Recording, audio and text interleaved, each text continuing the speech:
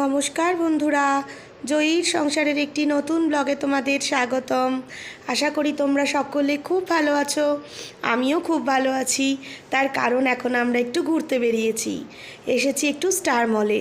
এখন কিন্তু সকালবেলা না, বিকেলবেলা। আজকের ভিডিওটা এখান থেকেই স্টার্ট করছি। এই যে আমরা পৌঁছেও গেছি স্টার মলে। এখানে মেয়ে আর ওর পাপা আগে আগে যাচ্ছে, আর তার পিছনে পিছনে আমি যাচ্ছি। মেয়ে আজকে খুব এক্সাইটেড, কারণ অনেক দিন থেকেই ওর ইচ্ছা ছিল ও একটু গেম জোনে গিয়ে গেম খেলবে। তবে আজকাল করে করে ওর আর আসা হচ্ছিল না, তাই অনেক দিন থেকেই আমাকে বলছিল। তাই আমি বললাম ঠিক আছে, এবারে যখন যাব তোমাকে গেম জোনে নিয়ে যাব, তুমি গেম খেলবে। তো মেয়ের সাথে সাথে ওর পাপাও যেন আজকে বাচ্চা হয়ে গেছে। এখানে বাস্কেটবলে একবার মেয়ে আর একবার ওর পাপা দুজনা মিলে খেলছে। তো খেলে যত খেলতে পারুক আর না পারুক, এই যে আনন্দটা পাচ্ছে এটাই অনেক। অনেক দিনের ইচ্ছা আজকে পূরণ হওয়াতে মেয়ে আজ খুব খুশিও। একের পর এক একটা করে গেম খেলছে, আর সাথে ওর পাপাকেও নিচ্ছে, কারণ একজন তো হবে না একা একা, তাই সাথে একজনকে চাই। আমি চুপচাপ দাঁড়িয়ে দাঁড়িয়ে দেখছি, কারণ আমি তো বুঝতেই পারছি না যে কোনটার পর কোনটায় যেতে হবে আর কী নিয়মকানুন, তাই দেখছি। তবে সব বাচ্চারাই এখানে দেখছি খুব ইন্টারেস্টেড সাথে সমস্ত গেমগুলোর মধ্যে নিজেরা একদম মন দিয়ে খেলে যাচ্ছে।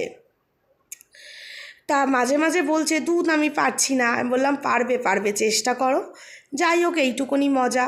এখন আর আউটসাইডে কোনো আউটডোর গেম বলে তো ওদের কিছু নেই, তাই জন্য যখন এই রকম কিছু খেলতে পায় তখনই যেন কত আনন্দ ওদের মধ্যে। এইটুকু আনন্দ পাওয়ার জন্য কবে থেকে আমার কাছে বায়না করে বসে আছে। তো হয়ে গেল ওর খেলা। এখন আমরা যাচ্ছি একটু ফুড কোর্টে, কারণ অনেকক্ষণ ধরে এদিক ওদিক ঘোরাঘুরির পরে ওর একটু খিদেও পেয়েছে। তবে আমরা আজকে কিছু খাবো না, কারণ আজকে যেহেতু ষষ্ঠী, তাই বাইরের কোনো খাবার আমরা খাবো না।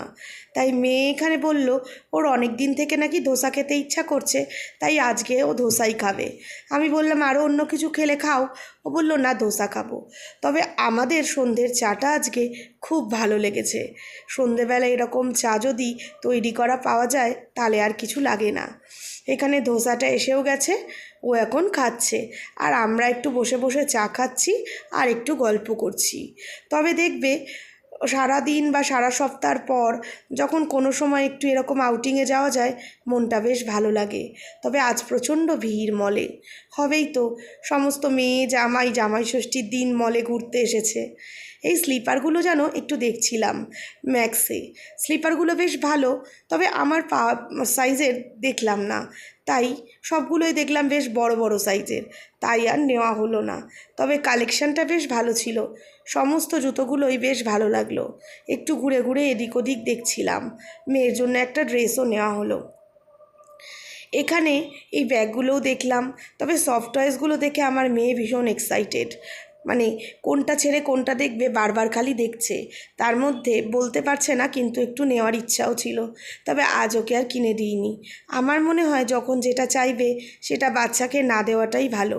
কিছুদিন পরে সেই জিনিসটা দাও, তাহলে ওর মধ্যে মূল্যবোধটা তৈরি হবে। চাওয়া মাত্রই পেয়ে গেলে ও জানবে নষ্ট হয়ে গেলে এটার কোনো মূল্য নেই, আবার পাবো।